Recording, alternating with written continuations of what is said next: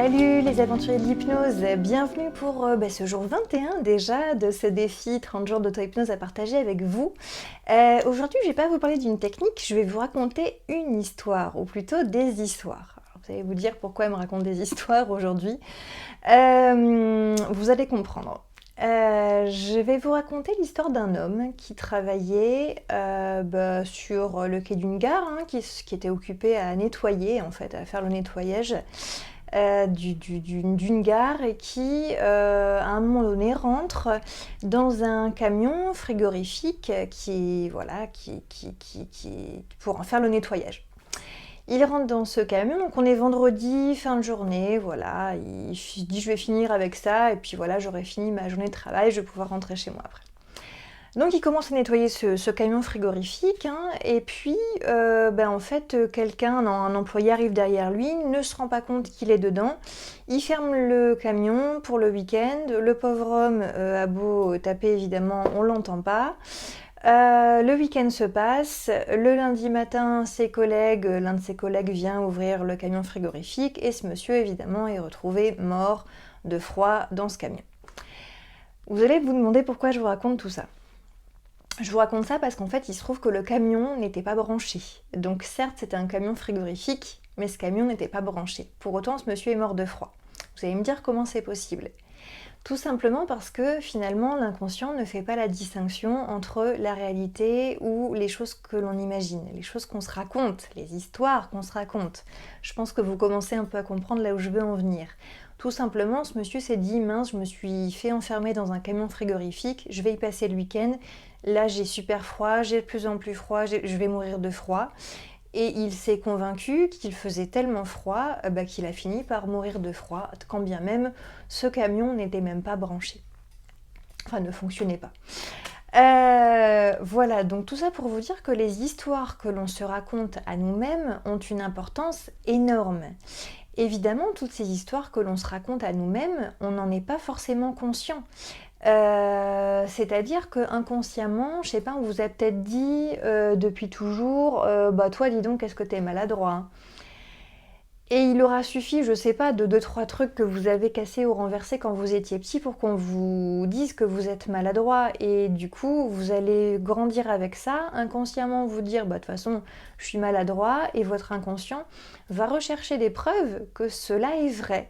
Et qu'est-ce qu'il va faire ? Il va vous pousser inconsciemment à être maladroit en permanence, et du coup, vous aurez la preuve qu'effectivement, vous êtes maladroit. C'est la même chose pour toutes ces personnes qui ne s'autorisent pas à être heureuses parce que inconsciemment elles se racontent des histoires et elles le font pas exprès, elles aimeraient bien être heureuses, avoir droit au bonheur, mais leur inconscient estime qu'elles n'en sont pas légitimes peut-être.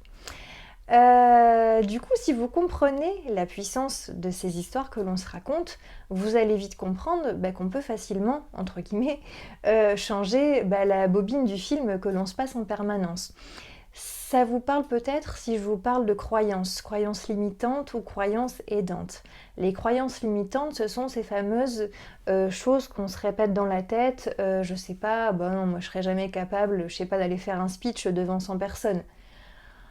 Qu'est-ce que vous en savez, quoi ? C'est pas parce qu'une fois vous avez raté votre intervention devant, une trentaine de personnes, que demain vous ne seriez pas capable, dans d'autres conditions, peut-être mieux préparées, de raconter, de faire une intervention devant une centaine de personnes. Et peut-être que vous y arriveriez royalement, quoi. Donc tout ça pour vous dire, toutes ces croyances que l'on se raconte jouent un rôle énorme. On parle aussi de croyances aidantes, alors là c'est l'inverse, c'est quand on se dit moi de toute façon j'ai souvent de la chance dans la vie. Et c'est marrant parce que souvent la chance réussit à ceux qui y croient. Si vous êtes persuadé que vous avez de la chance, bizarrement il y a de fortes chances pour que vous en ayez. Et encore une fois, c'est pas forcément une question rationnelle, c'est plus votre inconscient qui va se dire si il ou elle pense qu'il a de la chance dans la vie, je vais lui prouver qu'il ou elle a raison. Et du coup vous allez vous mettre inconsciemment dans des situations dans lesquelles vous allez avoir de la chance. Tout ça pour vous dire que du coup, grâce à l'auto-hypnose, vous allez pouvoir venir parler à votre inconscient et changer les fameux scénarios des films que vous vous construisez en permanence dans votre tête sans même vous en rendre compte.